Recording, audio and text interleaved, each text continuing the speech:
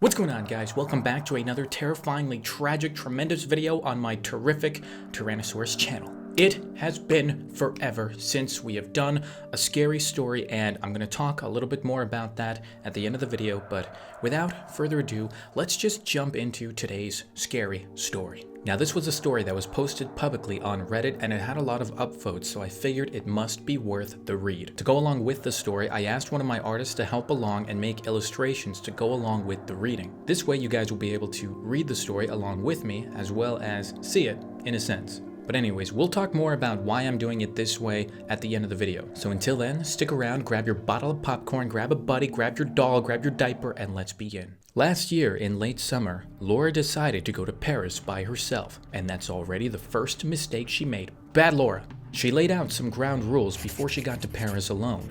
Rule number 1, and most important, she wouldn't go out after dark, as it got dark around 7:30 or around that time, and she wanted to be on the safe side and keep away from sketchy folks. The first evening, she fell asleep around 6 p.m. because she was awfully tired from the bus ride.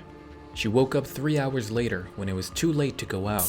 She took a shower, watched some Netflix, had some chill. I'm just kidding, it doesn't say that in here. She just watched Netflix, no chill. Around 11:30 p.m., she got a bad craving for a drink other than water. She didn't know what exactly, perhaps maybe a Fanta, but she was on vacation.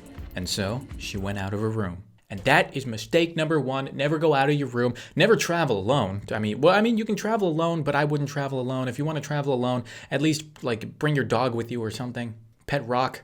That could be a weapon as well. Smart. She remembered a vending machine in the lobby of her hotel. Mind you, her hotel was relatively small for Paris, and it seemed more like a family business than anything else.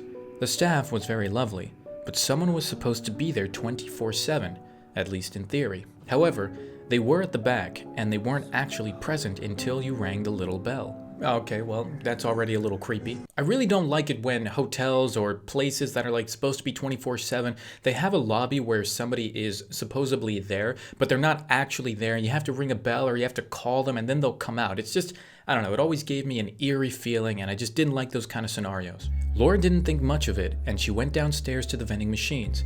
She didn't leave the hotel, she just went into the lobby and thought that some staff would be there, just in case anything would happen, which she doubted. She always had anxiety, and nothing happened, so she told herself she should just calm down and get her damn Fanta. That's what it says, okay? Her damn Fanta, that's what it says.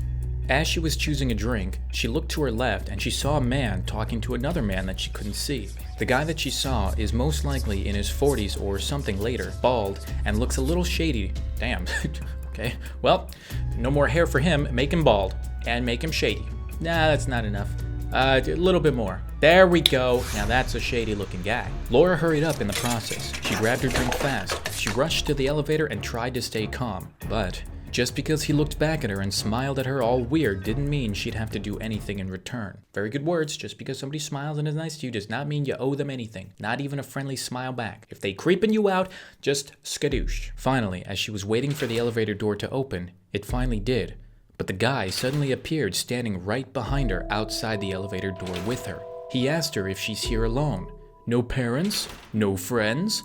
All alone? She felt very uneasy as she got into the elevator, and she just prayed for this dumb door to close. She didn't really reply, and just had this pressed and very clearly forced smile on her face. He looked at her all smug and smiling at her, and then, finally, the door started to close, and she was ready to feel relieved. But then, the guy stretches out his arm to stop the door from closing, and just like that, the elevator doors opened again.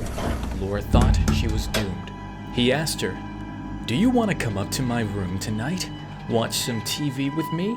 Laura was sure that he was going to do something to her. He had this very eerie feeling about him that she couldn't quite put into words. It was dark, he was old and creepy, and she was utterly alone in a city that she had never been in. That alone might have made him feel even more eerie. She let out a quick, "Nope," and the door is closing again. She thanked the heavens that this time, he let the door close. But then he broke into the elevator and took out a knife. I'm just kidding, guys. That didn't actually happen. He let the elevator door close. She was safe. I should have seen the look on your face. Got him. Got him. Got him! Got him!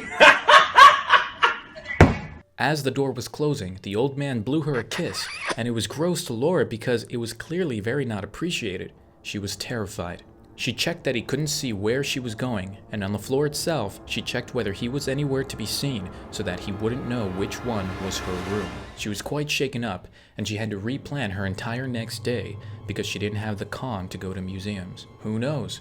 Maybe he just wanted to watch TV. Maybe Netflix, who knows? And that is the end of the story. Holy, that is very creepy. Guys, I'll have you know, this is actually a true story. We're trying to do some true stories for the scary stories now. So the fact that this actually happened, and you know, it's not even that bad compared to a lot of other real true stories that do happen to people every day. All in all, I'm really glad that Lauren, which is a name that I made up, she doesn't list her real name as she shouldn't. I'm glad that she was safe. I'm glad that she got back okay. And overall, I hope she had an okay vacation. Anyways, guys, I hope you enjoyed this video, and I hope you really liked the little artwork and the illustrations that went along with it. One of my artists that's working for me did that, and I asked her to help out, and I think she did a lovely job. You can check out her links down below. Anyways, just really quickly before the video ends, if you guys want to stick around, I just want to have a little chat about why maybe this format is a little bit different than what you guys are used to, and maybe you don't like it that much, maybe you're not used to it, and guys, I totally understand. The thing is, one of the reasons why I stopped doing the scary story videos for so long is because I was running out of stories to read. I read almost all of the scary stories on Naver Webtoons, and there really isn't much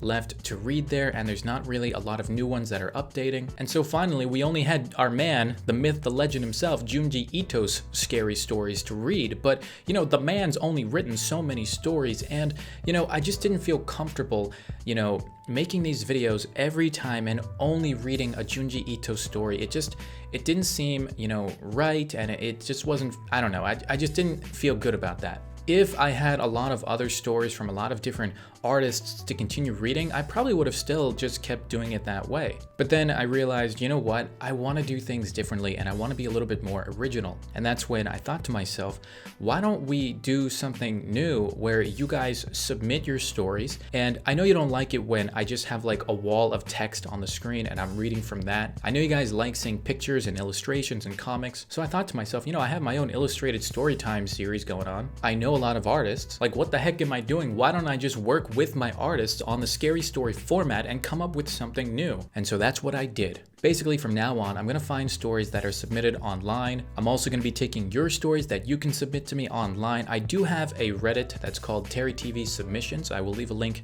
down below. You guys can actually submit your own scary story experiences there. And eventually, I really would like to have, you know, this thing going where you guys are submitting your own stories. You know, the Reddit is popping, you know, a lot of people, the community can read your stories. They can give you comments, they can give you feedback.